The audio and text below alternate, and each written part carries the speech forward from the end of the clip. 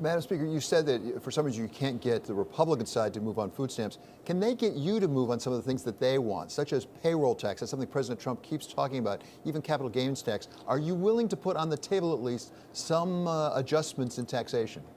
Well, let me just say this.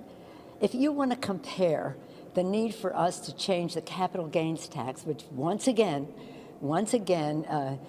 ignores the fact that there are people in our country that are hungry and that there's some equivalence to that, I respectfully disagree. There are certain things that are urgent. They're urgent. To have a discussion of tax policy, save that for another day and do it in a bipartisan way. But don't draw any lines in the sand. We're not. He shouldn't.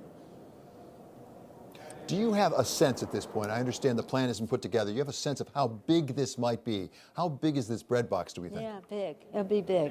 Well, see, for example, when we went from state and local, that was how we embraced it before. Now it's state and local, separate.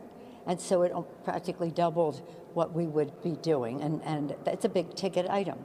We're doing the testing in a way that has a strategic plan. That's what we asked them to do in the last bill. We had testing in our March 4th bill that passed the House that day. We had testing in the most recent bill. We still do not have what the scientists tell us is necessary to reach out into the communities with a band of people to do the tracing so that we can rid ourselves of this plague.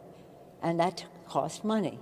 And then the direct payments, that's a big ticket item, and that's what we are working on now.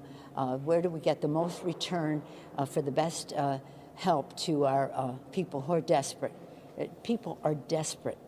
They're heartbroken because of loss of life, threat to life, but so many of their aspirations professionally, businesses, community involvement and the rest are so stifled by what's happening, and we really have to address that. And if we don't, it's going to cost us a lot more money.